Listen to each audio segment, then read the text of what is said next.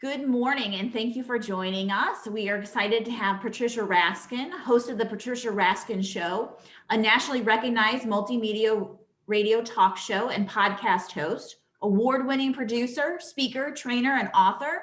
For over 3 decades, Patricia has been a pioneer and trailblazer for positive media messaging.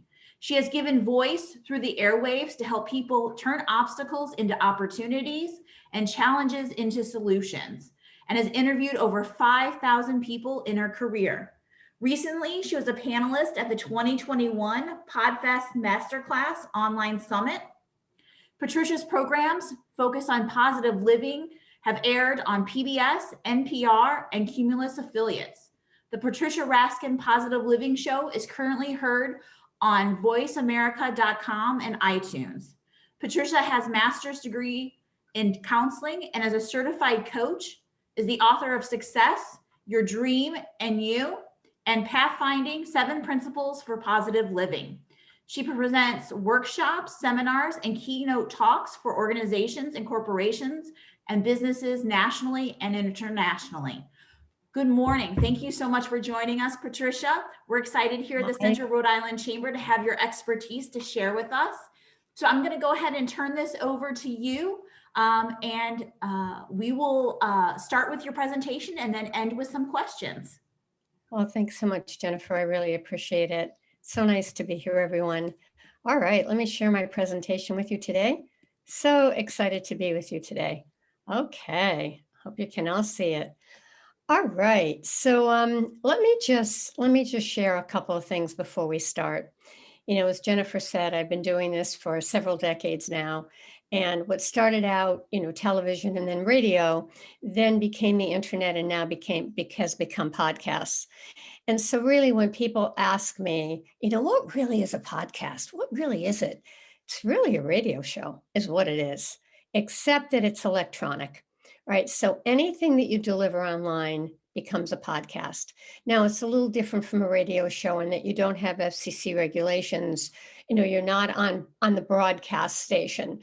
And people aren't finding you the way they would if you were on CNN or on ABC or on Cumulus or any of the stations that that you just tune into, right? So in this sense, people have to find you.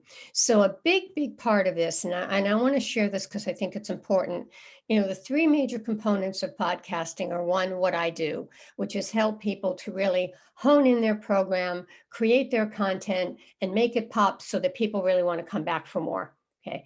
The second part is to be able to record it. Now, if you're on broadcast radio, well, then you go into the studio and they record it for you. If you're doing a podcast, you either record it yourself or you find somebody to record it. That's a whole other piece. That's the technical piece. It's kind of like writing the book and then you send it to the publisher and then they publish it. That's the technical piece. So that's important. But there's a third piece that's very important in podcasting, and that is promotion, because this is destination radio podcasting. People aren't going to find you unless you let them know, because you're not signaling on a big station where people are just automatically going there. Now, if you have a huge following, if you have, 10, 20, 30,000 followers, well, that's very easy because they're coming to you anyway. But most of the time, and today there are almost 1 million podcasts, so most of the time you're going to have to let people know. So the 3 major components of a podcast are 1, the content and delivering it and making sure that you're storytelling and that it's out there. Number 2, you have to record it. So that's the technical part. That's the delivery part. And number 3, you have to promote it. Okay. So create it, right? And then you've got to deliver it and then you've got to promote it. All right. So having said all of that, let's go through the slides. Okay. So first we're going to talk about tips for hosting. So if you are starting a podcast, we're going to talk about 2 pieces today, hosting. And then what if you don't want to create a podcast, but you want to be on a podcast? So we're going to flip it a little bit. So the first one is you want to listen to a podcast. So you've got to decide, first of all, what is it you want? Why am I doing a podcast? What's in it for me? What is it I want to share?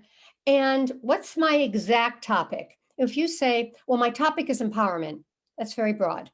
Well, my topic is health, that's very broad. What specifically do you want to cover? The more niched, The more specific, the more people can find you because there's so many. If you looked up podcasts on health, you'd probably find over 1,000, right? So you want to start listening to some podcasts that are in the topic area you're looking to do. And you want to take note of what you like and what you don't like, right? What are you passionate about? You want to consider the stories you tell people and see how they fit into the topic.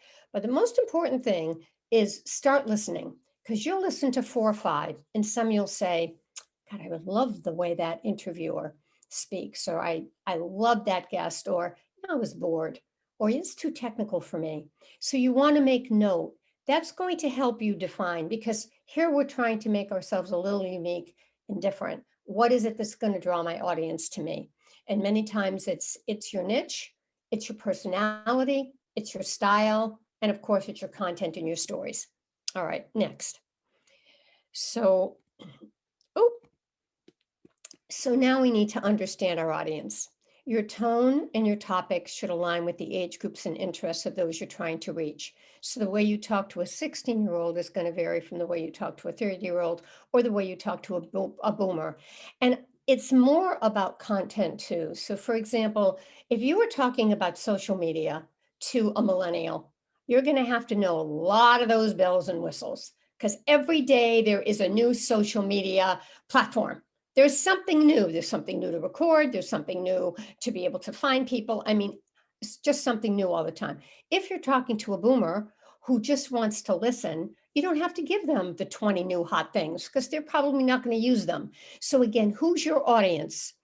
You want to, again, look at similar podcasts and their largest audience.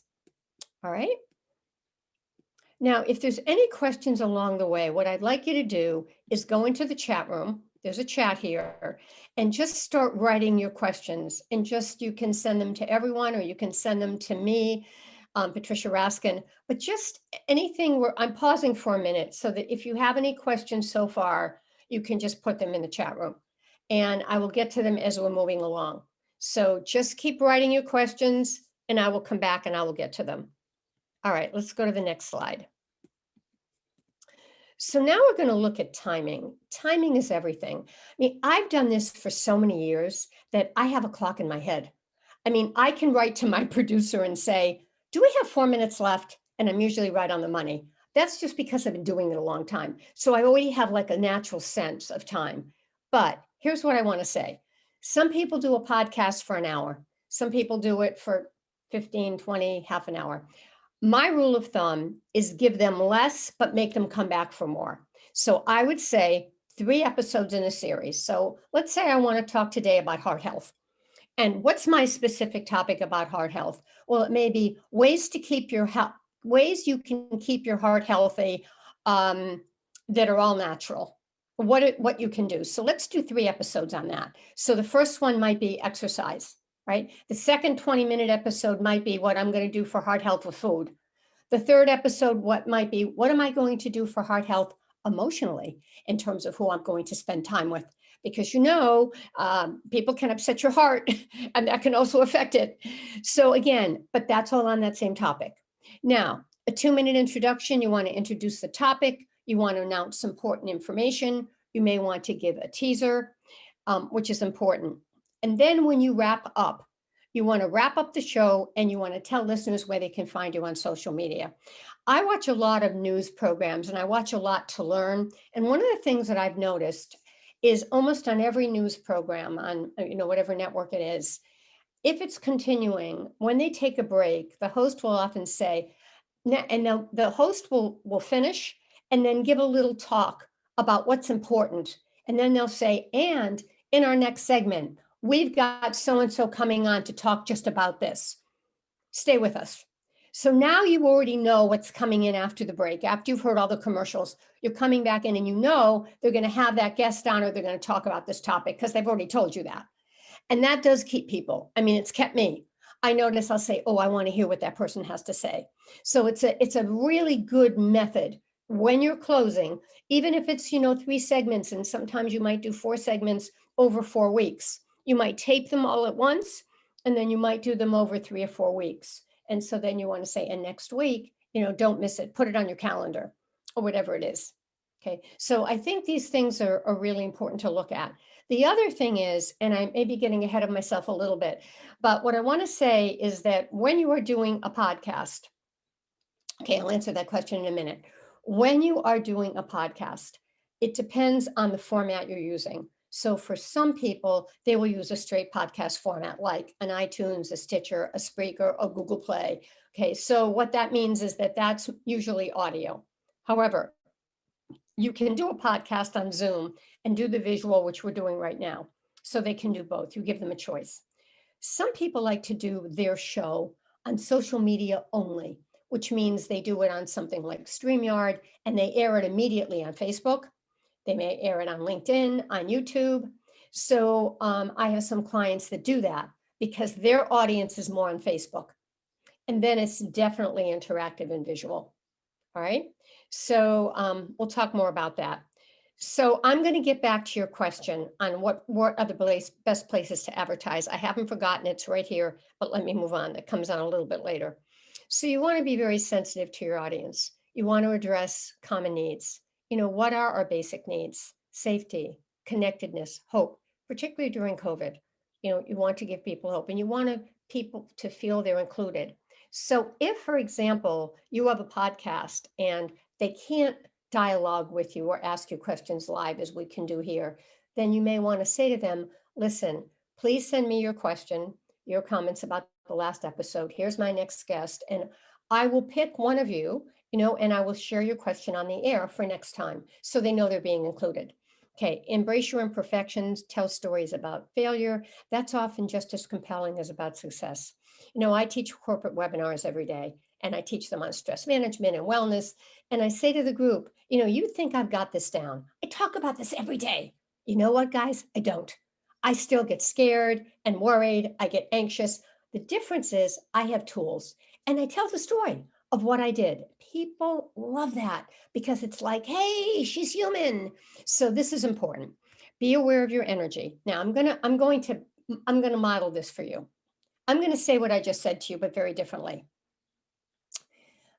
When you're telling a story, make sure that when you talk to your audience, that you share your own experience because people really do love to hear your own story. Did you just hear that, everyone? Was that flat or what? That's what you don't want to do. Not that you would, but you see the whole, you didn't really hear, all you heard was, right? But you heard my energy. You know, people want to hear these stories. Very different from, yeah, it's really good. People do want to hear the stories. Very different. So tone is really important, particularly in a podcast where you don't have the visual, which we have today. All right, keep your audience engaged. Ask your listeners for questions and for feedback. Read their submissions during a podcast, you know, and your audience will look for that shout out. Okay, this shows you appreciate your following. Keep your listeners informed. Make sure you're sending out announcements, you're posting on social media, you're letting them know. That's going to be very important. I'll go through that too in the next one. Okay, hold on. Ooh. All right. Now, one of the most important things in all of this is storytelling because people remember the story. They don't usually remember the point. So you want to use that very descriptive language to create the images that evoke the emotions. Use the five senses. You know, like I could actually smell that when I walked in the room, or, you know, I could feel the energy when I walked in the room. People, again, appeal to people's senses. Use your voice with intention. Vary your volume, your tone, use pauses, and have a takeaway. You know, when I interview people, I often say to them on my show, what is the one thing you want to leave our listeners with today? If our listeners get one thing out of what you've just said, what is it that you want them to get? What is your message to our listeners? Okay, now let's move on. Okay, so, oh, hold on. Now, this is another important thing. This is the importance of show notes. You know, make sure you have an outline of your key points so that you're there. You're not going to read, but you want to have the key points. Stay on track and note the questions you want to ask your audience or your guest and discuss those special offers. That's really important. Okay. All right. Consider having guests. Guests are going to make a big difference for you, and I'll tell you why. It adds another dimension to your podcast, but it helps you gain access to a larger audience. The bigger the guest, the bigger their audience, the better for you because they're going to tell their audience to listen to your show. It improves your communication skills. It keeps your audience up to date on trends and facts. And so you're really sharing here. So now can do a whole webinar and on just how do you find good guests. You can do it online. There's something called Podmatch that you can log on to that can help you find guests as well. But guests certainly add another dimension and can help you with getting the word out. Okay. All right. Before we get on to part 2, I want to go back because I want to answer the question. I haven't talked so much about the delivery part, and I certainly will do that now. And then we're going to go on to how can you work with a guest? So when you are promoting your podcast, you want to get it out on as many of your social media platforms as you can. So Twitter, Facebook, LinkedIn, Instagram, Facebook Live, your website, any way that you think people can help you. Another way to get it out there is for you to do what we're going to talk about next, which is be a guest on someone else's podcast. And now you can promote your own podcast. So again, social media promotion and promoting this is very time consuming. Often low cost is high time, meaning high energy in time, low energy in cost. So if you have someone who can help you, if you have a student intern, many of them who are public relations majors really know this stuff and it's very easy for them, utilize those resources because just promoting can take you quite a bit of time. And if you're really, do what you do best. That's what I always say. I'm a broadcaster. I know how to ask questions. That's what I do. I have someone else do social media. Not that I can't do it and I need to know it so that if they can't do it, I can do it. But you want to do what you do best. Same thing with the electronic. Sure, I could probably take a course and learn how to do all my own board, and that's not my forte. So I'm going to have someone else do that. And I'm going to spend my time doing what I'm best at. Some people do all three. There are people that will host their podcast. They'll use something like anchor.com and they'll actually create it themselves and use their own board and actually be their own board operator, and they'll promote it. But again, if you're in a business and you're trying to promote your message, you don't want to spend all your time doing all that. Okay. So now let's talk about another way that you can actually promote yourself. And it's called tips for guesting.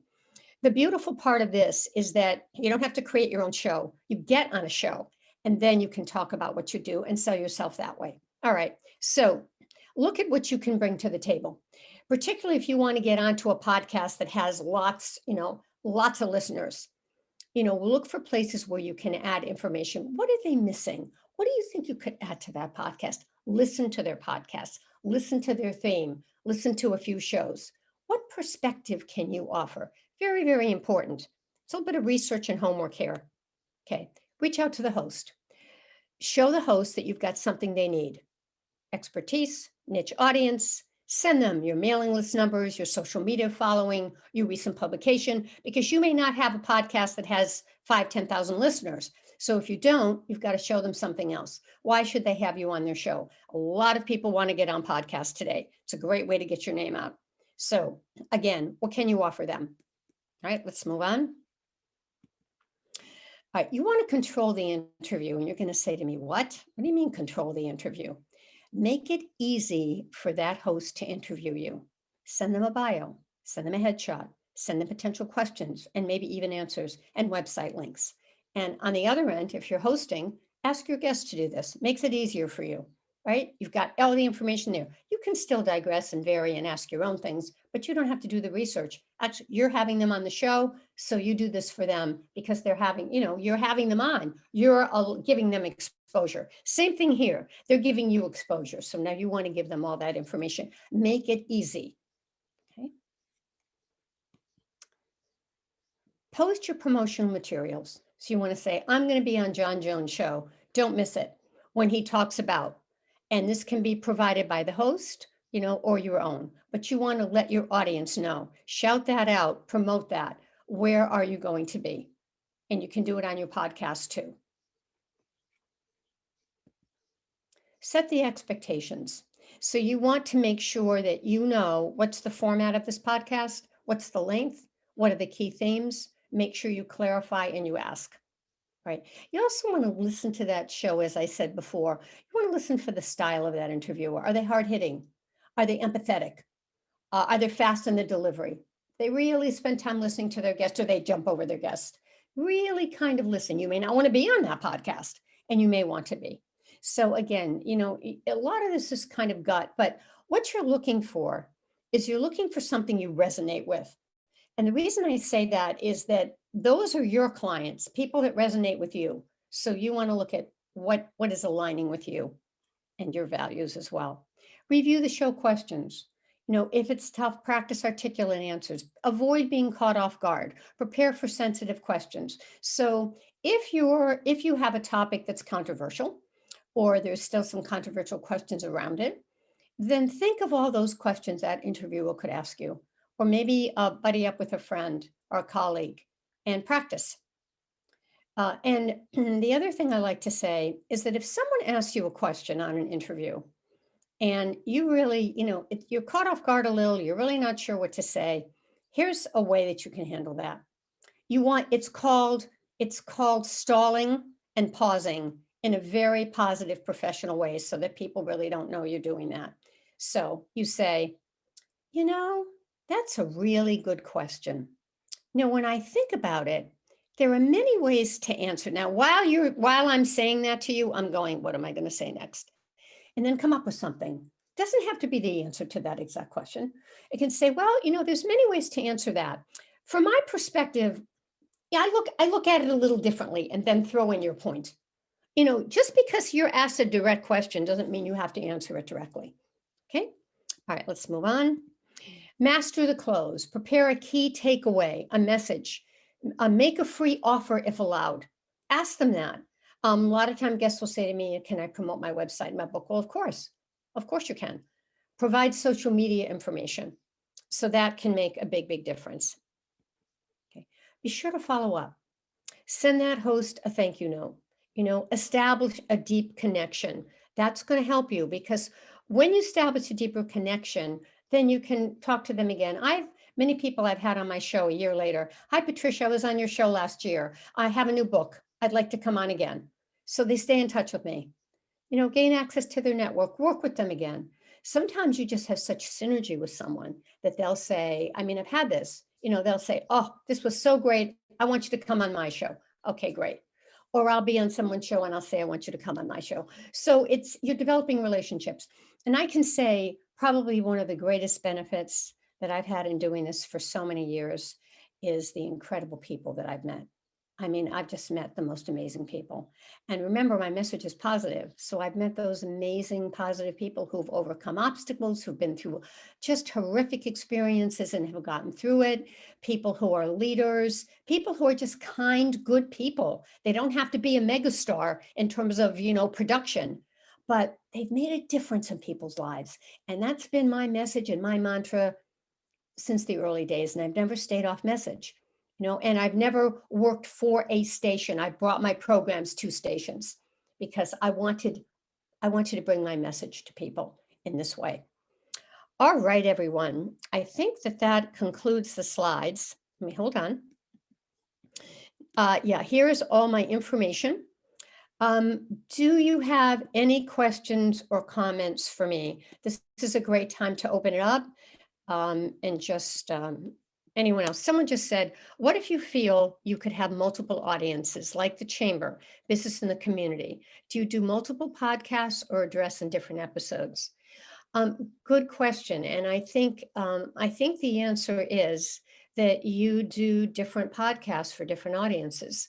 If you have some people that are more in the IT world, do a podcast and let them find you. Your chamber has many different people. So do what you're doing now. Make sure that you have topics on each of those areas of the people's businesses who are part of your organization. Those people who are counselors, those people who are more in business and banking, those people who are more in insurance, the people who are service providers, the people who are technical. So you want to make sure that you are offering something for everyone. And I think that I think you're doing that. Now, certainly if you have one just on general health or how do you cope with COVID, which is another webinar that I do a lot, that can go to anybody. That crosses all the lines because that's about just the human condition. We're all handling COVID. I don't care what industry we're in. So again, I think the answer to that is that you can do multiple podcasts.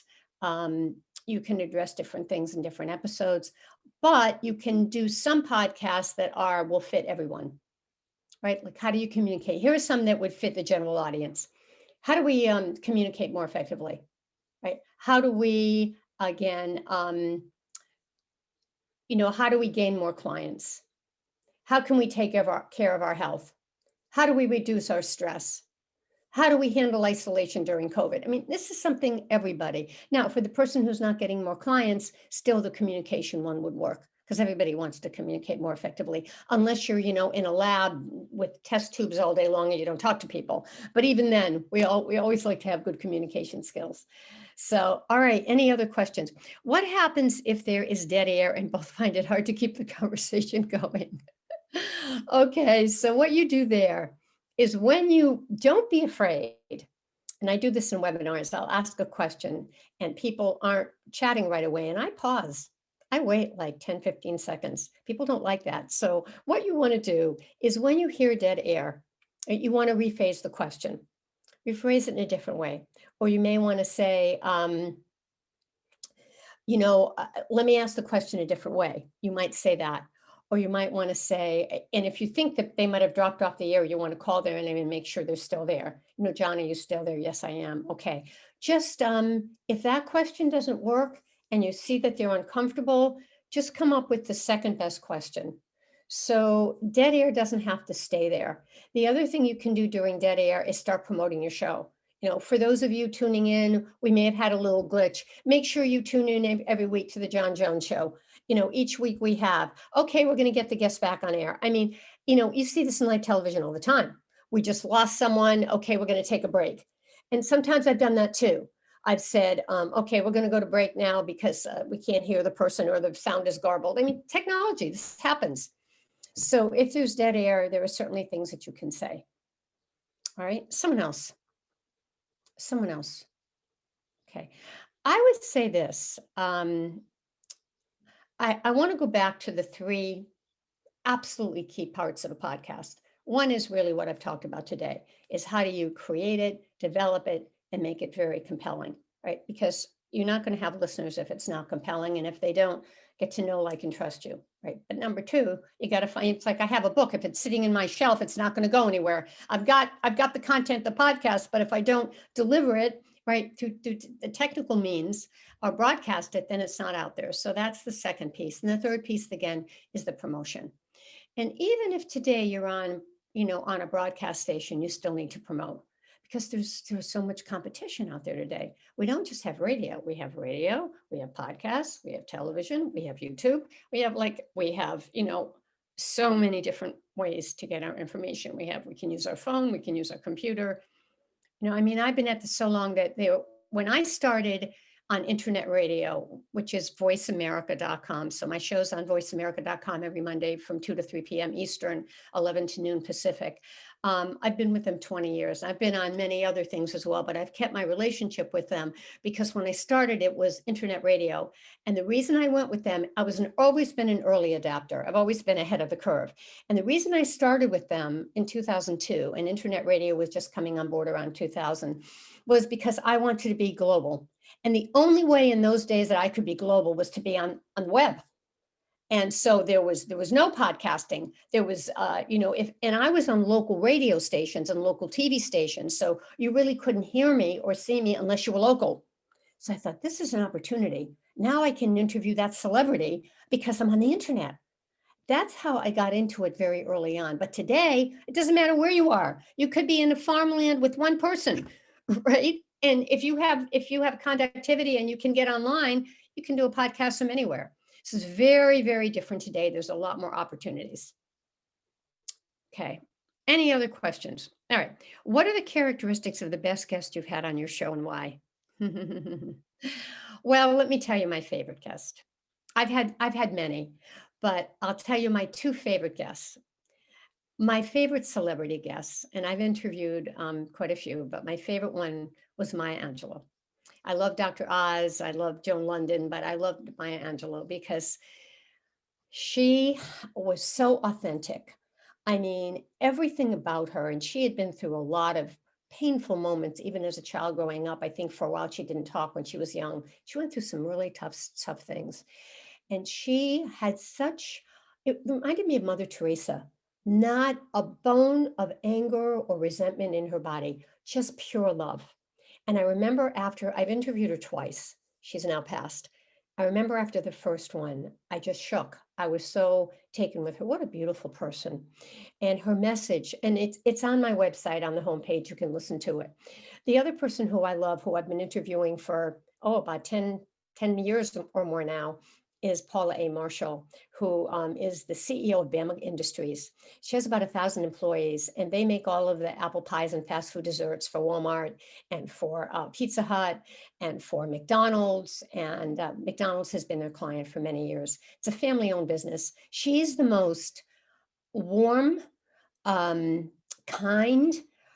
She's written about 5 books, and the book that really tells the story for me is her book called Finding the Soul, SOUL, of big business. And her work is all about, she doesn't call her people employees. Everyone is called a team member. And when I went there in Tulsa, and when they brought me out to Tulsa, I did a talk for them. When they brought me out there, and I said to her assistant, Matt, who's also fabulous, I said, Matt, can I see Paula's office? He takes me in her office. I went, where's her office? He said, it's right there. I said, that's her office? It was like a living room. She had a beautiful couch with chairs all around. And I actually took a picture and I wrote to her and I said, Paula, can I share this picture? I know it's your office, but it's so unusual. It was like this was her way of having people. She didn't want to be at a desk where she is the head honcho. She wanted to have an equal playing field.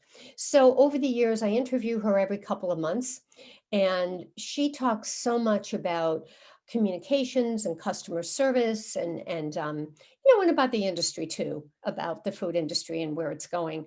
But I would just say that her authenticity is really, really there. So I think that answers that question. Any other ones? People have said to me, what about an awful guest you had?